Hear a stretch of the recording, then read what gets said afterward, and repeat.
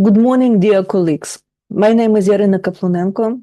I am crisis psychologist, psychotherapist, trainer, and supervisor in existential analytical approach from Ukraine. First of all, I would like to say that it's a honor and a special pleasure for me to present there. I have special connection with Caritas, and in my very youth, I volunteering on the base of one of its centrum. So it's special pleasure for me to contribute something for activities of this organization and participate in this Caritas Resilio Forum. First of all, I would like to thank for the creating this vital space to discuss mental health and resilience in the helping professionals. Of course, those who serve others give much of their strength and compassion every day, often at a personal cost. This forum reminds us that self-care is not a weakness, but a professional responsibility, the key to sustainable service which we provide. The official title for keynote today is the importance of mental health and in helping professionals. For me, this importance can be captured in three main words: strengths, boundaries, and compassion. These they are like roots that run as the branches of the living tree, the foundation that allows professionals to serve others without losing themselves.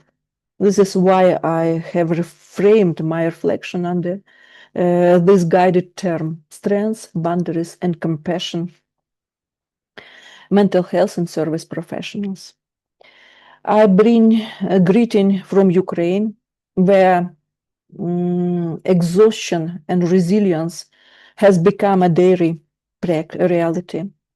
And I look forward to sharing reflection on how their three main dimensions, strengths, boundaries, and compassion, can sustain us in our work. So let's start it. Mental health in helping professionals has never been more crucial.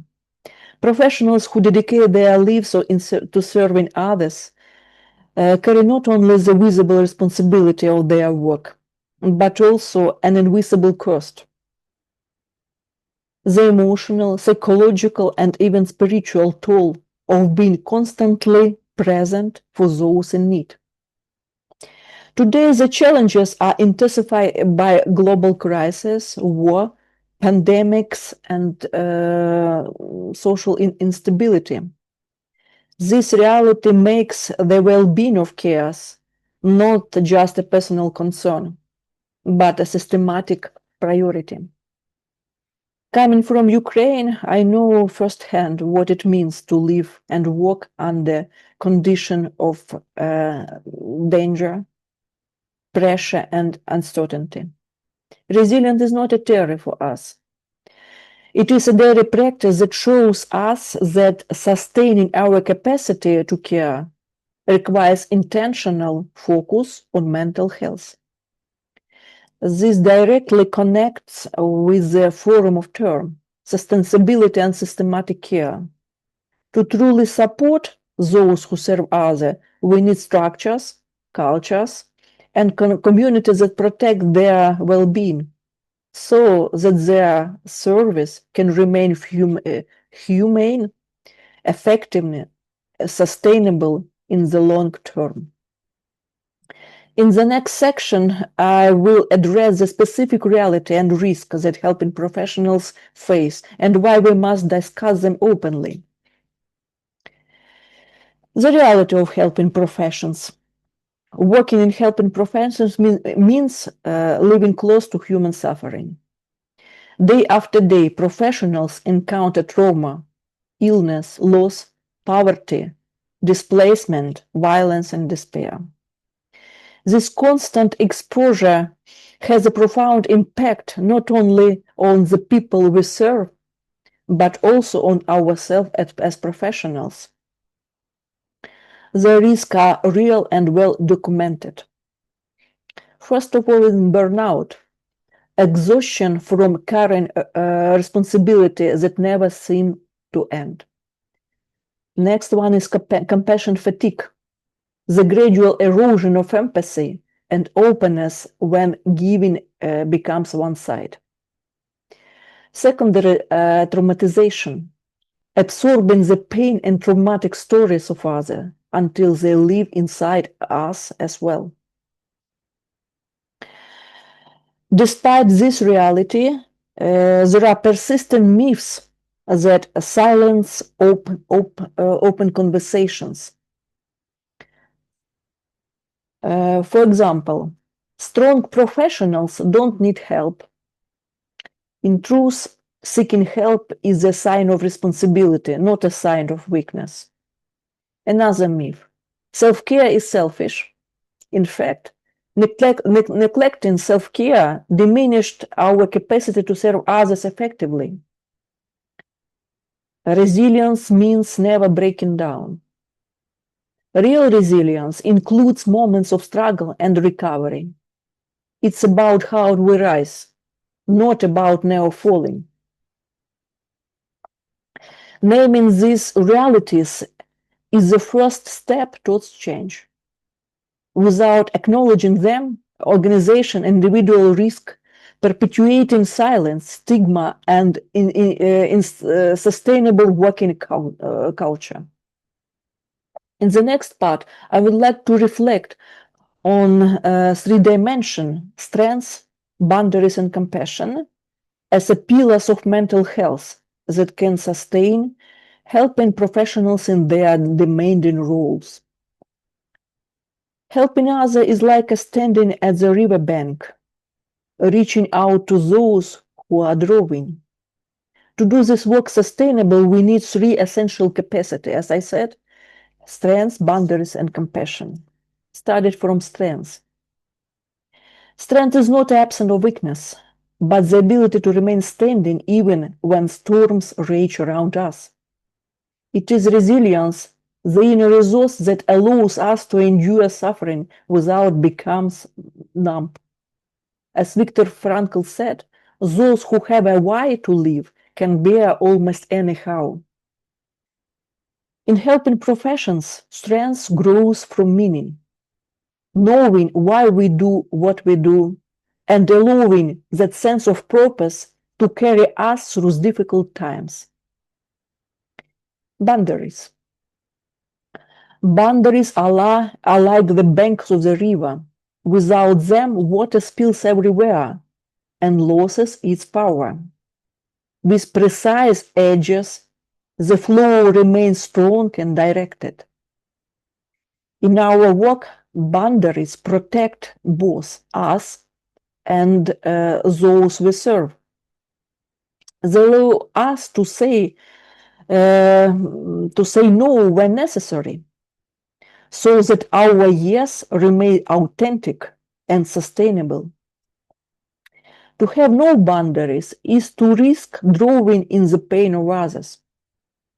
To have too rigid boundaries is to cut off our own humanity. The art lies in finding a living balance. As Rollo may say, the opposite of courage is not a cowardice, it is conformity. Boundaries are an act of courage to stay authentic in our service without losing ourselves. Compassion. Compassion is the heart of our profession. The capacity to meet another person with openness and care. But compassion must be paired with wisdom. Without balance, it can burn us out. With balance, it becomes a source of renewal. Genuine compassion is not a pity. It is not losing ourselves in another suffering. Rather, it is ability to stand beside the other, to see their dignity, and to walk with them, without replacing their journey with our own. The Buddhistic teacher Jack Kornfield said, "If your compassion does not include yourself, it is incomplete." So summarizing, we can say, strength gives us resilience through meaning. Boundaries give us the courage to remain human and sustainable. Compassion gives our work its most profound sense and beauty. Together, those three dimensions form at right, like a roots, trunk, and branches of a tree. If one is missing, the tree cannot grow. But when they are alive together, helping professionals can remain grounded, vital, and able to give without losing themselves. In the next part, I will turn to the question of professional responsibility, why caring for ourselves is not a luxury, but a duty to those who we serve.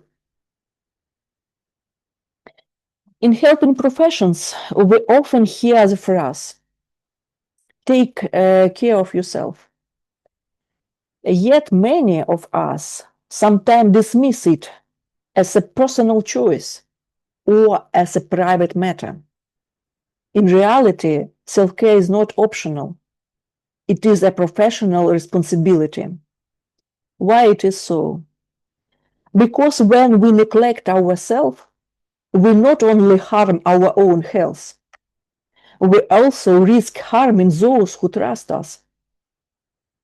An exhausted, burned out, and emotionally absent professional cannot truly offer care. Think of it like flying on an airplane. We are always told to put on your own accident mask first before assisting others. This is not selfishness. It is a matter of survival. Without oxygen, we cannot help anyone else. Healthy boundaries are not walls. They are doors and windows. They allow contact, but also protect both sides. Being able to set limits about time, energy, and emotional availability is a fundamental aspect of professional ethics. It means respecting the dignity of both the client and ourselves. As Søren Kierkegaard wrote, to dare is to lose one's footing momentarily. Not to dare is to lose oneself. Setting boundaries and saying no when needed, it is an act of daring that protects us from losing ourselves in endless giving. The role of supervision and collegial support. No one should carry the weight of human suffering alone. Supervision, intervision, and collegial dialogue are not luxuries. They are lifelines. They create spaces where we can share the invisible burdens, reflect on our reaction, and restore balance. Martin Buber once said, "All real living is meeting." In supervision and collegial support, we meet not only each other, but also ourselves with honesty and acceptance. Finally, self-care cannot be reduced to individual effort alone. Organization must create culture where well-being is normalized and supported through reasonable workloads, through space for reflection, through acknowledgement of limits, and real support system. Because resilience is not just an individual trait, it's also shaped by structured way working. Self-care is not indulgence. It is competence. It is responsibility. It is the foundation that allows us to keep serving others with humanity, present, and dignity. In the next section, I would like to explore pathway to resilience, both internal and external, that can sustain us in the long term. Resilience is often imagined as a hard shell, like an armor that protects us from life blows. But in reality, resilience is not about becoming hard. It's about staying flexible, alive, and connected. It is more like a tree that bends in the storm without breaking. And even after winter, it grows new leaves. Internal resources means that resilience begins within us through meaning and values that gives us orientation, much like the North Star guided a traveler. Motivation, which provides energy to move forward even when we are tired. Spirituality, in whatever form we are experiencing it, remind us that we are part of something greater than ourselves, that we are never entire alone. As Viktor Frankl said, life is never made unbearable by circumstances, but only by lack of meaning and purpose. External resources. Inner strength is not enough on its own. Just as a tree needs soil, water, and sunlight, professionals need supportive environments. It means team that care, where colleagues notice each other's struggles, leadership that protects, which creating conditions where it is safe to rest, to admit limits, to seek support, and organizational structures, fair workloads, access to supervision, policies that made well-being part of the system. It means that resilience is not a private achievement. It is a collective and systematic process. To stay resilient, we need more than crisis interventions. We need prevention and daily practices. Through regular check-ins with ourselves and others, through reflective spaces that allow us to process what we carry, through small rituals, moments of grounding, pauses for breath, short walks, connecting with nature, prayer or meditation, and writing in a journal. This may seem simple, but like drops of water, they sustain life over time.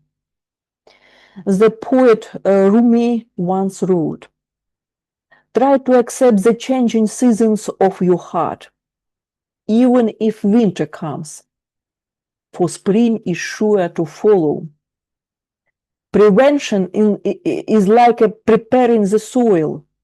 It ensures that spring can return even after the hardest seasons. Resilience is not only an inner strength, but a web of connection within ourselves, with others, and with the system we belong to. When both internal and external resources are nurtured, helping professionals can continue their service without losing themselves. In the final part, I will bring those reflections together with a call to action to recognize that caring for cares is not optional but essential. Honest to say, dear colleagues, helping others is one of the most noble calling of our time. But let's be deep and profound and open in this question. It comes at a cost. Each act of care takes something from us: time, energy, emotional presence, even part of our hearts. If we do not replenish ourselves, Sooner or later, the well runs dry.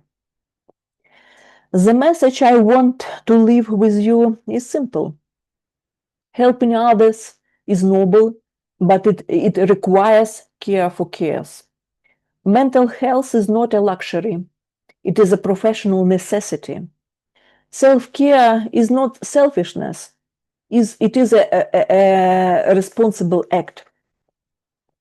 Resilience does not mean being unbreakable. It means being able to fall and rise again. It means finding strength in meaning, courage in boundaries, and renewal in compassion. The philosopher Albert Camus once wrote, "In the midst of winter, I found there was within me an invincible summer.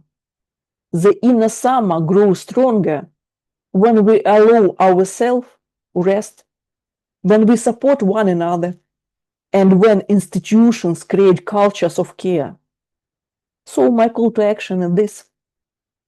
Let us break the silence around mental health. Let us support each other as colleagues and friends. Let us demand organization and systematic care, because no one should carry the burden of service alone. If we do this, then our service will not only continue, but become deeper. We will not only endure, but remain human, and give others the gift of meeting not just as a helper, but a whole living person. Thank you very much for your attention. I wish you fruitful and fulfilling work on this forum.